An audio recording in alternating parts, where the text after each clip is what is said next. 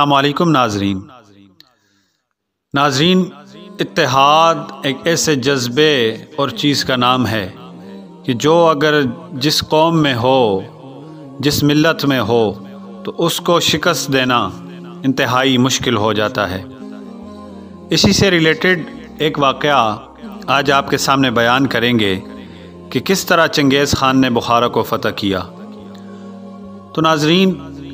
چنگیز خان اپنی سپاہ کو لے کر جب بخارا کی مہم پر نکلا تو اس نے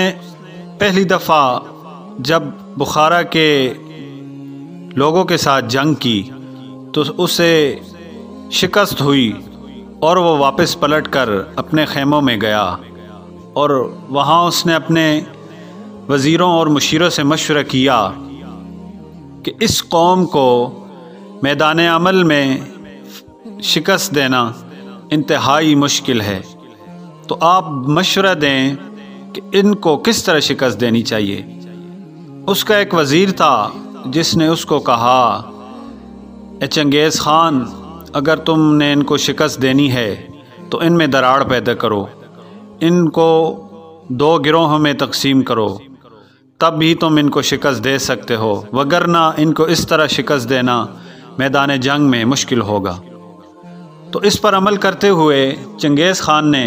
اپنا ایک ایلچی ان کی جانب روانہ کیا اور ان کو کہا اور گاؤں میں اعلان کروایا، پورے بخارا میں اعلان کروایا کہ اے لوگو، اگر تم میرے ساتھ تعاون کرتے ہو اور میری شرائط پر قبول کرتے ہو تو میں تمہیں امان دوں گا، اور اگر نہیں کرتے تو میں اس سے بڑا لشکر لے کر آؤں گا اور تم لوگوں کو نیست و نابود کر دوں گا۔ یہ کہہ کر ایلچی واپس چلا گیا تو بخارا کے لوگوں میں چہمگوئیاں شروع ہو گئیں۔ بخارا کے لوگ 2 گروہ میں تقسیم ہو گئے۔ ایک گروہ تو وہ تھا جو کسی صورت اس صلح نامے پر دستخط کرنے کو تیار نہیں تھا اور اس کی امان کی بات کو ماننے کو تیار نہیں تھا، اور بضد تھا کہ ہم جنگ کریں گے اور اپنی ساکھ کو بچائیں گے اور اپنی جانوں پر کھیل کر اپنے علاقہ کو بچائیں گے۔ جبکہ دوسری جانب ایک دوسرا گروہ تھا جو اس کی امان کی دی ہوئی لولی پاپ کو صحیح سمجھنے لگا اور کہا کہ یار، چنگیز خان تو اتنی بڑی سپاہ لے کر آیا ہے، اتنا بڑا لشکر لے کر آیا، اس کو کیا ضرورت ہے ہمیں امان دے، لیکن وہ اس معاملے میں نیک ارادہ رکھتا ہے اور صلح نامے میں کوئی مذائقہ بھی نہیں، اس سے نقصان بھی نہیں ہوگا۔ تو جب وہ گروہ اس کے پاس پہنچ گیا جو صلح نامے کے لیے تیار تھا تو چنگیز خان کو اس نے کہا، ہم صلح کے لیے تیار ہیں۔ اس پر چنگیز خان نے کہا، تمہارے ہی ملک میں جو دوسرا گروہ ہے شدت پسند، اگر تم اس کو مار گراؤ تو تمہیں میں بخارا کی سلطنت دے دوں گا۔ یہ سن کر وہ سب بڑے خوش ہوئے، اس گروہ والے، کہ یار، ہمیں تو بغیر کچھ کیے ہی سلطنت مل جائے گی۔ جب وہ واپس گئے تو اپنے بھائیوں پر ہی تلوار زنی کرنے لگے اور ان کو تہ و تیگ کرنے لگے، یہاں تک کہ انہوں نے ان بہادر جنگجوؤں کو مار دیا جو اس بخارا میں موجود تھے، جن کی وجہ سے چنگیز خان بخارا پر حملہ نہیں کر سکتا تھا۔ جب وہ بہادر جنگجو مارے گئے تو چنگیز خان بخارا میں داخل ہوا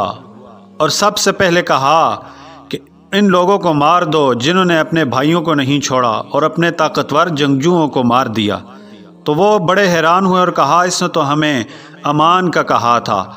تو اس موقع پر چنگیز خان نے ایک بڑی عظیم بات کہی۔ اس نے کہا، جو آج ایک چھوٹی سی لالچ پر، سلطنت کی چھوٹی سی لالچ پر اپنے بہن بھائیوں اور اپنے عظیم جنگجوؤں کو مار سکتے ہیں، تو کل اگر میری جگہ کوئی دوسرا آئے گا تو اگر وہ ان کو امان کا کہے گا تو یہ میرے ساتھ بھی غداری کر سکتے ہیں۔ اس طرح چنگیز خان نے ان کے سروں کو اڑا دیا اور ان کو چند گھنٹوں میں ہی بغیر مزاحمت کے ختم کر دیا۔ تو ناظرین، اس واقعے سے ہمیں یہ سبق ملتا ہے کہ اتحاد انسان کو ہمیشہ مضبوط رکھتا ہے اور شکست فاش سے بچاتا ہے۔